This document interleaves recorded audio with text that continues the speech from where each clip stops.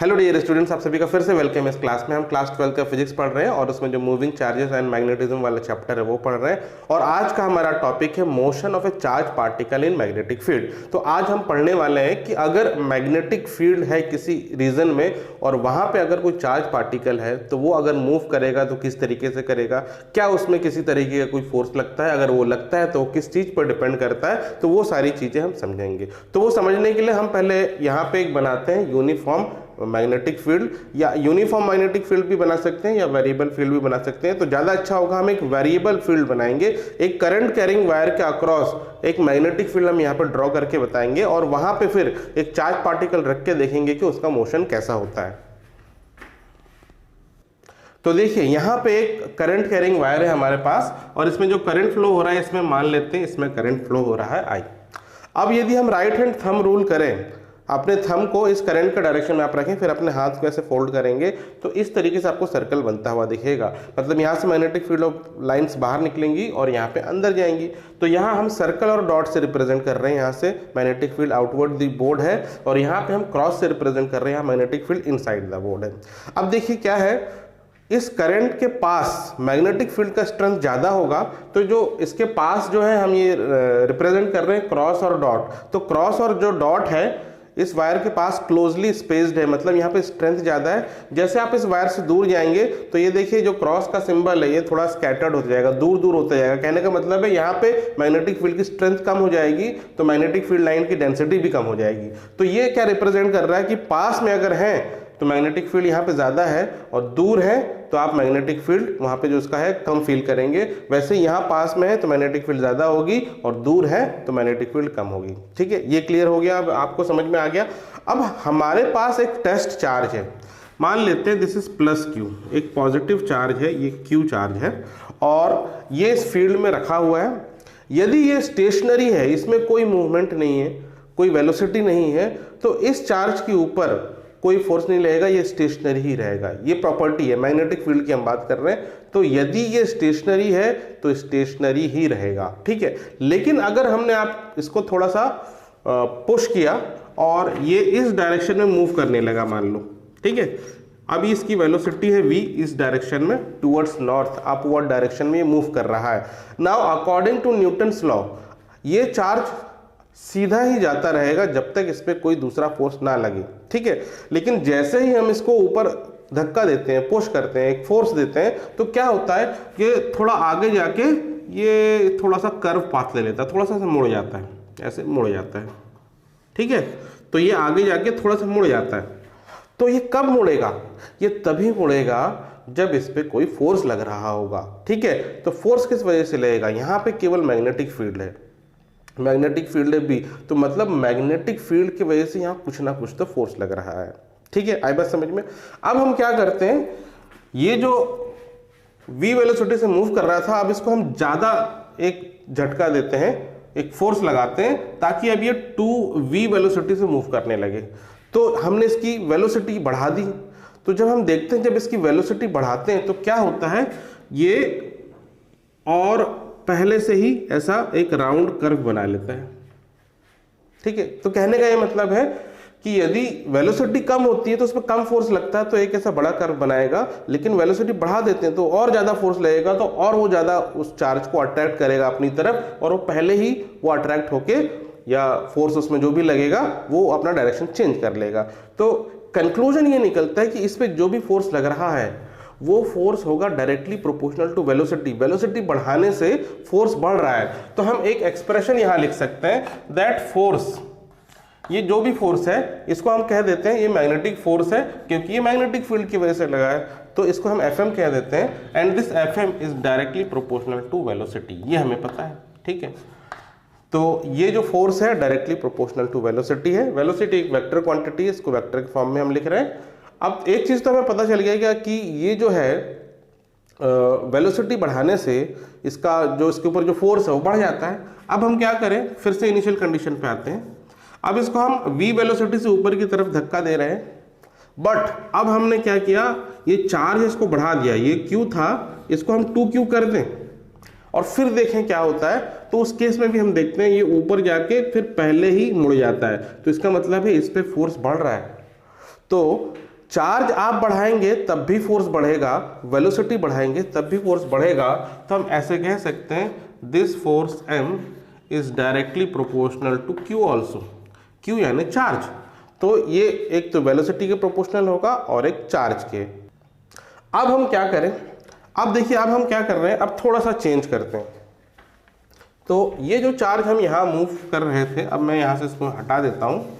अब हम चार्ज को क्या करते हैं, थोड़ा सा वायर के पास ले जाते हैं। अब मैं यहाँ ले गया, अब सेम q चार्ज है और सेम वेलोसिटी v वेलोसिटी से हम ऊपर की तरफ इसको पुश करते हैं, और इस केस में भी हम देखते हैं कि ये पहले ही टर्न ले लेता है, यानी जब हम इसको पास लाएंगे तब भी फोर्स बढ़ जाता है। ठीक है, तो इसका मतलब क्या है, पास लाने से हुआ क्या, जब हमने इस चार्ज को पास लाया तो पास में मैग्नेटिक फील्ड का स्ट्रेंथ ज़्यादा, वायर के पास में मैग्नेटिक फील्ड का स्ट्रेंथ ज़्यादा है, मतलब मैग्नेटिक फील्ड का स्ट्रेंथ बढ़ा तो भी फोर्स बढ़ता है।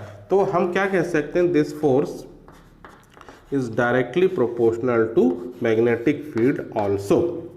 ठीक है, तो ये तीन चीज़ों पर डिपेंड करता है, हमें समझ में आ गया। यदि हम तीनों चीज़ों को कंबाइन करें, तीनों इक्वेशन को, तो एक इक्वेशन बना सकते हैं। ये तीनों फैक्टर को कंबाइन करके हम एक इक्वेशन बना सकते हैं। तो वो इक्वेशन क्या होगा, देखिए this equation Fm will be directly proportional to Q, V and B। ठीक है, तो ये देखिए, तो ये आपको एक्सप्रेशन मिलेगा। अब इसमें जो Q तो है स्केलर क्वांटिटी, लेकिन वेलोसिटी और मैग्नेटिक फील्ड एक वेक्टर क्वांटिटी है। तो वेक्टर क्वांटिटी का नॉर्मल प्रोडक्ट तो होगा नहीं, वेक्टर क्वांटिटी दो तरीके से प्रोडक्ट होगा, या तो इसका डॉट प्रोडक्ट होगा या क्रॉस प्रोडक्ट होगा। तो अब ये डिपेंड किस पे करेगा कि इस LHS साइड क्या क्वांटिटी है। देखिए हम क्या निकाल रहे हैं, फोर्स निकाल रहे हैं। फोर्स एक वेक्टर क्वांटिटी है, तो इसका मतलब है इन दोनों का क्रॉस प्रोडक्ट होगा, क्योंकि क्रॉस प्रोडक्ट का रिजल्ट एक वेक्टर क्वांटिटी होता है, ये डॉट प्रोडक्ट नहीं हो सकता। तो इसका मतलब ये क्रॉस प्रोडक्ट होगा। तो हम इसको ऐसे लिखेंगे, Fm directly proportional to Q, V cross B। इस तरीके से आप लिख सकते हैं। अब देखिए ये प्रोपोर्शनैलिटी साइन है, अगर इसको हम हटाएंगे तो एक कांस्टेंट आ जाएगा। तो F is equal to K Q V cross B। ठीक है, और in this case experimentally it is found this K is equal to 1। यहाँ पे जो है कांस्टेंट की जो वैल्यू है वो 1 हो जाती है। तो ये जो फॉर्मूला है डायरेक्टली हो जाएगा Q V क्रॉस B। तो ये फॉर्मूला है फोर्स का, if the charge is moving in a magnetic field B with velocity V। तो ये फोर्स एप्लीकेबल होगा इसमें। अब देखिए ये Q V B तो डिपेंड करेगा ही करेगा, साथ में V और B के बीच का एंगल कितना है उस पर भी डिपेंड करेगा। ठीक है, आप इसको एक्सपेंड करेंगे तो ये क्या होगा, VB साइन थीटा। अब आपको पता है साइन थीटा के केस में अगर थीटा हो जाए 0 डिग्री तो F हो जाएगा, Fm हो जाएगा सिंपली 0, बिकॉज साइन 0 हो जाएगा। इस केस में फोर्स 0 हो जाएगा। और दूसरा केस अगर थीटा हो जाए 90 डिग्री तो उस केस में ये जो फोर्स है मैक्सिमम हो जाएगा और ये हो जाएगा Q V B। सिंपली दो स्पेशल कंडीशन है, एक तो ये वाला 0 डिग्री में 0 और 90 डिग्री में मैक्सिमम फोर्स लगेगा। ठीक है, समझ में आ रही बात। तो अभी इस केस में हमने क्या किया, जैसे ये मैग्नेटिक फील्ड था, ये परपेंडिकुलर टू दी बोर्ड, और यहाँ पे अगर ये चार्ज को हमने मूव किया अपवर्ड डायरेक्शन में, तो बताइए B और V के बीच क्या एंगल होगा। यहाँ पे V ऊपर की तरफ है यानी y एक्सिस में, और B perpendicular to the board यानी z एक्सिस में। तो y और z एक्सिस के बीच तो 90 डिग्री हो गया। तो इस केस में जब ये मूव हो रहा है तो मैक्सिमम फोर्स लग रहा है 90 डिग्री, इसके बीच में एंगल है, और यहाँ पे जो फोर्स है वो मैक्सिमम हो गया। और अगर जो ये वेलोसिटी है B के डायरेक्शन में ही होता है, यानी परपेंडिकुलर टू दी बोर्ड और इनसाइड दी बोर्ड अगर ये चार्ज जाता होता तो वो सीधा चले जाता, उसमें कोई फोर्स नहीं लगता, क्योंकि B का डायरेक्शन भी परपेंडिकुलर टू दी बोर्ड है और V भी वहीं हो जाए तो दोनों के बीच में एंगल 0 हो जाएगा। तो उस केस में कोई फोर्स नहीं लगेगा। तो ध्यान रखेंगे, यदि मैग्नेटिक फील्ड के डायरेक्शन में चार्ज मूव हो रहा है तो वो मूव होता जाएगा, उसके ऊपर कोई फोर्स नहीं लगता। लेकिन मैग्नेटिक फील्ड से कोई दूसरे डायरेक्शन में होगा और तो उसके ऊपर फोर्स लगेगा, और मैक्सिमम फोर्स तब लगेगा जब जो एंगल है 90 डिग्री हो जाएगा वेलोसिटी और मैग्नेटिक फील्ड के बीच में। ठीक है, आई बात समझ में। तो इस फॉर्मूले से हम कोई चार्ज के ऊपर कितना फोर्स लग रहा है उसका मैग्नीट्यूड निकाल सकते हैं, साथ ही साथ डायरेक्शन भी निकाल सकते हैं। देखिए ये वेक्टर क्वांटिटी है, ये जो V क्रॉस B है, आप इसमें palm right hand palm rule use करेंगे और उससे आप फोर्स का डायरेक्शन निकाल सकते हैं। तो इसको समझने के लिए फिर से हम वही वाला डायग्राम बनाते हैं। तो देखिए जो मैग्नेटिक फील्ड है this is perpendicular to the board, यानी z एक्सिस में है, इनसाइड दी बोर्ड है। और ऐसे केस में हम एक चार्ज को अगर मूव कराएं तो मान लेते हैं ये एक चार्ज है, ये प्लस Q चार्ज है, अगर इसका वेलोसिटी का डायरेक्शन ये है ऊपर की तरफ, तो हम क्या करेंगे, यहाँ पे right hand palm rule use करेंगे और वेलोसिटी के डायरेक्शन में पहले आपको अपने पाम को ऐसे रखना है। ये वेलोसिटी का डायरेक्शन में आपने रखा और ये जो अंगूठा आपका इससे 90 डिग्री होगा, ये 90 डिग्री में है, ये 4 फिंगर और ये अंगूठा। तो आप ऐसे हाथ को रखेंगे और फिर मैग्नेटिक फील्ड के डायरेक्शन में अपने पाम को ऐसे रोटेट करेंगे। ठीक है, ऐसे हाथ है आपका, पाम को रोटेट करेंगे तो ये अंगूठा देखिए किधर जा रहा है, लेफ्ट की तरफ जा रहा है। तो मतलब इस चार्ज को जो फोर्स लगेगा लेफ्ट की तरफ फोर्स लगेगा। ठीक है, तो इस चार्ज को जो फोर्स लगेगा वो लेफ्ट की तरफ लगेगा। तो अगर कोई वेलोसिटी ऊपर की तरफ है किसी चार्ज की तो लेफ्ट की तरफ उसको फोर्स लगेगा। अब मान लेते हैं ये जो चार्ज यहाँ है, एक चार्ज यहाँ पे है, अगर ये टुवर्ड्स लेफ्ट मूव कर रहा है तो उसके केस में कितना फोर्स, किस डायरेक्शन में फोर्स लगेगा। आप अपने राइट हैंड पाम को पहले इधर इस तरफ में रखें, चार्ज की डायरेक्शन में, वेलोसिटी की डायरेक्शन में, अंगूठा देखिए नीचे आ रहा है। अब आप इसको फोल्ड करेंगे मैग्नेटिक फील्ड के डायरेक्शन में हाथ को अंदर, तब भी जो अंगूठा है आपका नीचे ही रहेगा। मतलब इसके केस में भी जो इसको फोर्स है वो नीचे की तरफ लगेगा। ठीक है, अब अगर चार्ज नीचे की तरफ आ रहा है, यही चार्ज प्लस Q चार्ज नीचे की तरफ आ रहा है, तो अपने राइट हैंड जो पाम है उसको आप नीचे की तरफ रखेंगे और magnetic field inside the board है तो आप ऐसे हाथ को ऐसे इनसाइड द बोर्ड मोड़ देंगे तो अंगूठा देखिए, अंगूठा इस तरफ जाएगा आपका। तो इस केस में भी फोर्स लगेगा इसको टुवर्ड्स राइट।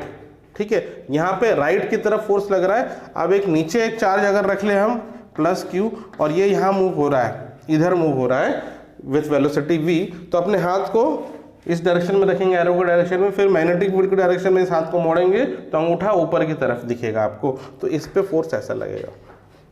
तो हो क्या रहा है, देखिए यदि ये चार्ज मूव करेगा फोर्स की वजह से ये सीधा नहीं जाएगा, ये कर्व पाथ ले लेगा, आगे जाके ऐसा कर्व पाथ ले लेगा। फिर यहाँ पे नीचे की तरफ फोर्स लग रहा है तो ये मुड़ते हुए इधर आएगा और फिर इसको इधर फोर्स लगेगा तो फिर आगे मुड़ते हुए ऐसा आएगा और इस तरीके से ये एक सर्कुलर पाथ बना लेगा। हर देखिए हर पॉइंट पे जो फोर्स लग रहा है toward the centre of circle लग रहा है और ऐसा कर्व पाथ ये बना लेगा और इस तरीके से ये एक सर्कल के फॉर्म में घूमता रहेगा, ये सर्कल के फॉर्म में घूमता रहेगा। और इस तरीके से देखिए यहाँ पे ये क्या हो गया, ये सर्कुलर मोशन हो गया। और सर्कुलर मोशन के केस में हमें क्या पता है, अंदर की तरफ सेंटर की तरफ जो फोर्स लगता है वो होता है सेंट्रीपिटल फोर्स। और यहाँ पे सेंट्रीपिटल फोर्स कौन प्रोवाइड कर रहा है, यहाँ पे जो सेंट्रीपिटल फोर्स है वो मैग्नेटिक फोर्स Fm प्रोवाइड कर रहा है। तो हम क्या कह सकते हैं दैट Fc यानी centripetal force is equal to magnetic force in case, इस केस में, क्योंकि ये सर्कुलर रोटेशन हो रहा है और जो अंदर की तरफ जो फोर्स है centripetal force, it is provided by the magnetic force. अब सेंट्रीपिटल फोर्स का फॉर्मूला आपको पता है, दिस इज mv²/r, यहाँ पे 11th में पढ़ चुके हैं। ये सेंट्रीपिटल फोर्स का फॉर्मूला है और ये Fm मैग्नेटिक फोर्स, ये क्या होता है Q V क्रॉस B, ये होता है। और इस केस में V और B के बीच में 90 डिग्री की, देखिए V तो XY प्लेन में और Z प्लेन में B है तो यहाँ 90 डिग्री होगा इनके बीच में। तो हम लिख सकते हैं mv²/r is equal to QVB, इस तरीके से लिख सकते हैं। देखिए इसका एक V इससे कट जाएगा और हम क्या कर सकते हैं, इससे R की वैल्यू निकाल सकते हैं। तो ये mv/QB, तो ये एक फॉर्मूला बन गया। तो यदि कोई चार्ज मैग्नेटिक फील्ड में मूव कर रहा है और वो सर्कुलर पाथ में रोटेट कर रहा है तो सर्कुलर पाथ का रेडियस कितना होगा हम इस फॉर्मूले से निकाल सकते हैं। इसके बाद हम ये भी निकाल सकते हैं कि ये जो सर्कुलर पाथ मूव कर रहा है इसका टाइम पीरियड कितना होगा, यानी एक सर्कल कंप्लीट करने में कितना टाइम लगेगा। तो हम इसका टाइम पीरियड भी अगर निकालें तो टाइम पीरियड क्या होगा, time is equal to distance upon velocity होगा, या डिस्प्लेसमेंट नहीं, डिस्टेंस अपॉन वेलोसिटी होगा। ठीक है, तो देखिए डिस्टेंस कितना कवर करेगा, ये एक सर्कुलर पाथ में, एक सर्कल में, ये इसका सरकमफ्रेंस होगा। तो डिस्टेंस तो हो गया 2 पाई आर, ठीक है, डिवाइडेड बाय v। तो v तो ये है v, ये वाला। अब देखिए जो r की वैल्यू यदि अपन यहाँ से सब्स्टिट्यूट कर लें तो ये क्या हो जाएगा, 2 पाई r की जगह आप लिखेंगे mv अपॉन क्यू बी, और डिनोमिनेटर में एक v रहेगा, तो ये v से v कट जाएगा, तो simply 2 pi m upon Q B, ये होगा फॉर्मूला ऑफ टाइम पीरियड।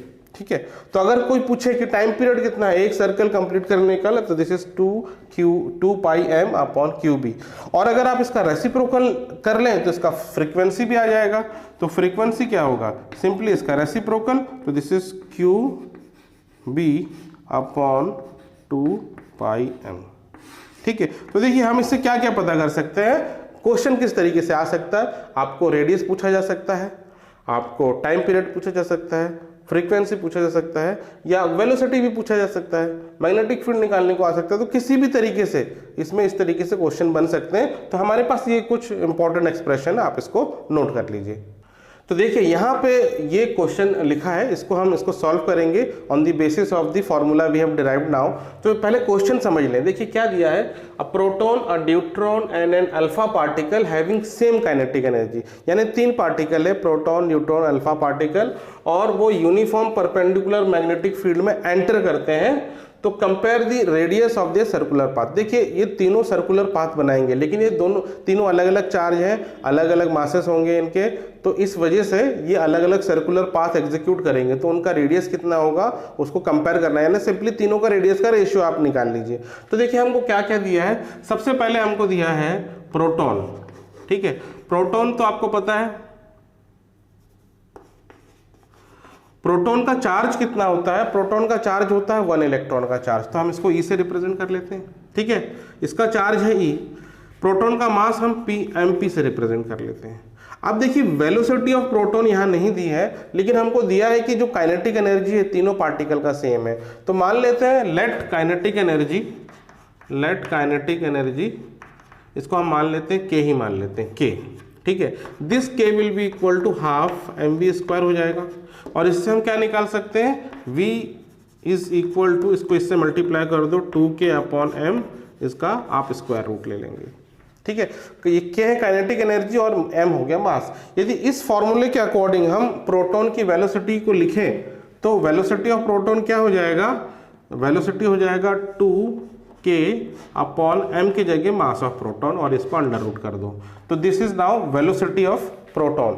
तो ये हो गया चार्ज, ये मास एंड वेलोसिटी, इससे आप रेडियस निकाल सकते हैं। वैसे ही ड्यूट्रॉन का चार्ज, देखिए ड्यूट्रॉन होता क्या है, it is an isotope of hydrogen having atomic number 1 and atomic mass 2, यानी इसमें इलेक्ट्रॉन तो एक ही होता है, बट इसके न्यूक्लियस में एक प्रोटॉन और एक न्यूट्रॉन होता है। तो इसका चार्ज तो इसका वही होगा जो एक इलेक्ट्रॉन का चार्ज होता है, इसके पास इतना ही चार्ज है, बट मास इसका हो जाएगा ट्वाइस मास ऑफ प्रोटॉन। अब इसका जो होगा वेलोसिटी इस फॉर्मूले के अकॉर्डिंग, तो क्या हो जाएगा, 2k अपॉन m की जगह 2m हो जाएगा, तो 2 से 2 कट जाएगा, तो सिंपली k बाय mp ये आ जाएगा। अब आपको मास की जगह 2mp रखेंगे तो ये आ जाएगा। अब ये आ गया वेलोसिटी ड्यूट्रॉन का। वैसे ही अल्फा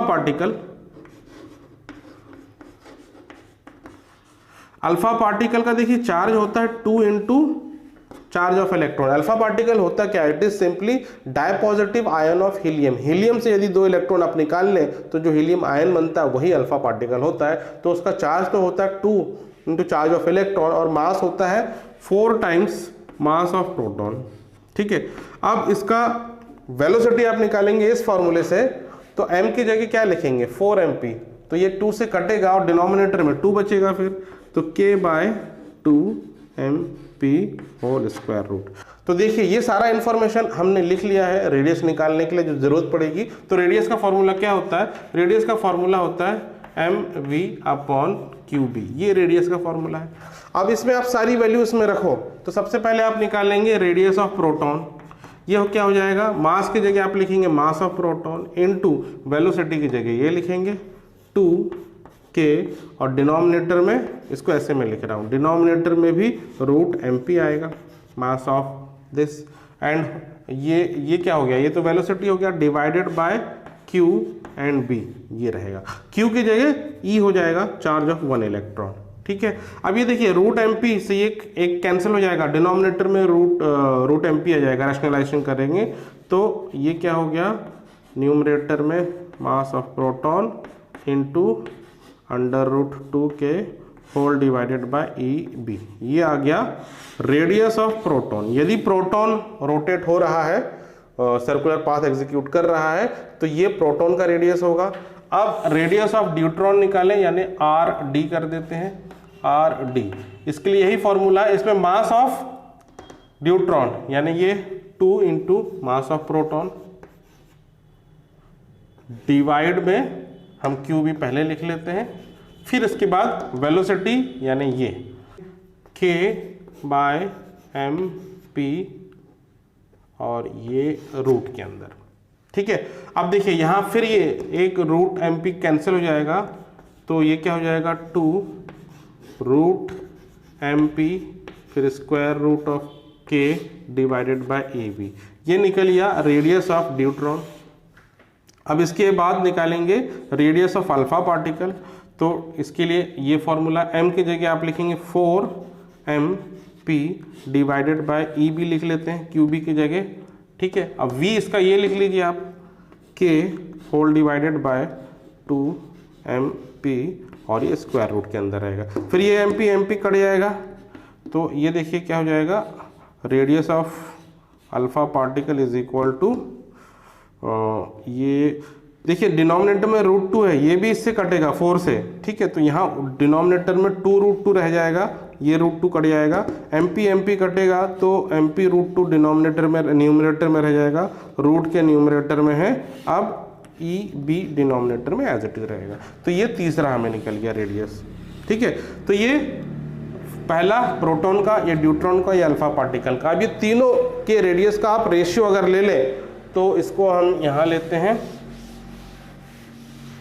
तो ये देखिए इनमें से जो कॉमन चीजें हैं वो कट जाएगी, तो यहाँ लिखते हैं √mp into square root 2k whole divided by EB, फिर रेशियो आप इसका लिख लीजिए 2 √mp square root k whole divided by EB, फिर रेशियो तीसरे का लिखेंगे 2 √2 square root mp into √k whole divided by EB। तो ये देखिए डिनोमिनेटर में EB तीनों का कैंसिल हो जाएगा, फिर आप स्क्वायर रूट mp कैंसिल कर सकते हैं, फिर आप रूट के कैंसिल कर सकते हैं। यहाँ क्या बच गया, फिर देखिए यहाँ बचा है √2, यहाँ क्या बच गया, यहाँ बचा है सिंपली 2, और यहाँ बचा है 2 √2। ठीक है, इस तरीके से बचा। अब देखिए √2 भी कैंसिल कर सकते हैं आप, यहाँ से √2 कट जाएगा तो 1 बचेगा, 2 में से √2 कटेगा तो √2 बचेगा, और यहाँ पे √2 कट गया तो यहाँ 2 बच गया। तो देखिए सब कट गए यहाँ पे, और सब कटने के बाद क्या आया, सिंपली 1:√2:2, और यही इसका आंसर है।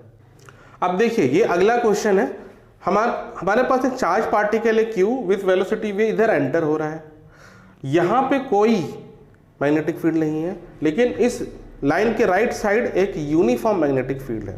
कैसी फील्ड है, perpendicular to the board inside the board. अब सवाल ये है कि यदि ये मैग्नेटिक फील्ड में एंटर होगा तो ये सर्कुलर पाथ रोटेट करेगा, तो सर्कल दो तरीके से बन सकता है, ये यहाँ पे आएगा, ये एंटर होगा और ये इस तरीके से फॉलो करता हुआ सेमी सर्कल बनाता हुआ बाहर निकल जाएगा। देखिए तो ये या तो ऊपर से जा सकता है, या ये भी है कि ये इधर आए और ये नीचे से होता हुआ जा सके।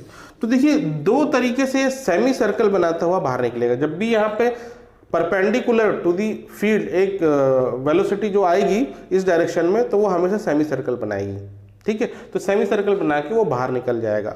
तो ये बताना कि ऊपर से जाएगा कि नीचे से जाएगा, तो ये कैसे चेक करेंगे आप, राइट हैंड पाम रूल से।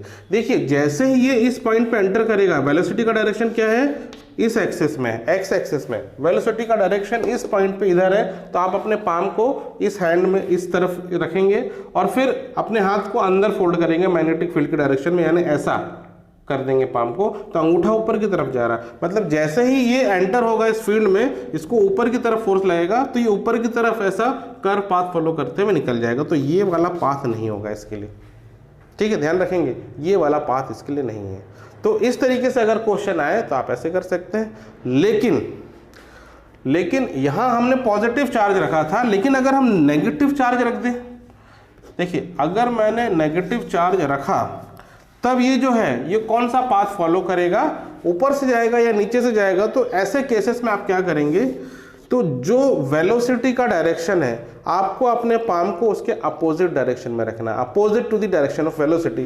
तो यहाँ पे देखिए वेलोसिटी का डायरेक्शन ये है towards positive direction of X axis, तो हम अपने हाथ को, पाम को towards negative direction of X axis रखेंगे। ये in case of negative charge होगा, ये ध्यान देना, ठीक है, in case of negative charge. तो आप ऐसे हाथ को रखेंगे, फिर अपने हाथ को मैग्नेटिक फील्ड की तरफ अंदर करेंगे, तो देखिए आप अंगूठा नीचे की तरफ जा रहा है, तो इस केस में इसको नीचे की तरफ फोर्स लगेगा और ये नीचे की तरफ से सेमी सर्कल बनाता हुआ निकल जाएगा। तो ये ध्यान रखेंगे, राइट हैंड पाम रूल आप यूज करेंगे पॉजिटिव चार्ज के केस में, तो वेलोसिटी के डायरेक्शन में अपने पाम को रखना है, लेकिन इन केस ऑफ नेगेटिव चार्ज आप वेलोसिटी के अपोजिट डायरेक्शन में अपने पाम को रखेंगे, फिर मैग्नेटिक फील्ड के डायरेक्शन में मूव करेंगे, तब जो भी उसकी फोर्स की वैल्यू आएगी वो आप निकालेंगे, तो तब आपका सही आएगा, ठीक है। तो इस तरीके से आप दोनों केस में आप कर सकते हैं। अब इसके बाद ये क्वेश्चन हो सकता है कि भाई बताओ ये जो है, ये जो बनेगा सेमी सर्कल, इसका रेडियस कितना होगा, या ये कितना टाइम तक मैग्नेटिक फील्ड में रहेगा फिर बाहर निकल जाएगा। तो इस तरीके से इसके ऊपर क्वेश्चन बन सकते हैं। तो आप बुक में देखिए, कुछ एग्जाम्पल होंगे, आप अपनी एनसीईआरटी या रेफरेंस बुक में देखें, आपको ये क्वेश्चन बन जाएगा। बहुत कठिन नहीं होगा, फॉर्मूला बेस्ड होगा, ठीक है। तो आपको समझ में आ गया। तो आज की क्लास में हम इतना ही पढ़ेंगे। इसके बाद इसका एक हेलिकल पाथ वाला एक और डेरिवेशन है। जब चार्ज मूव करता है वो सर्कुलर पाथ एग्जीक्यूट नहीं करता, बट हेलिकल पाथ एग्जीक्यूट करता है, उसको हम नेक्स्ट लेक्चर में कंप्लीट करेंगे, ठीक है। तो आज के लिए बस इतना ही। Take care of yourself and have a nice day.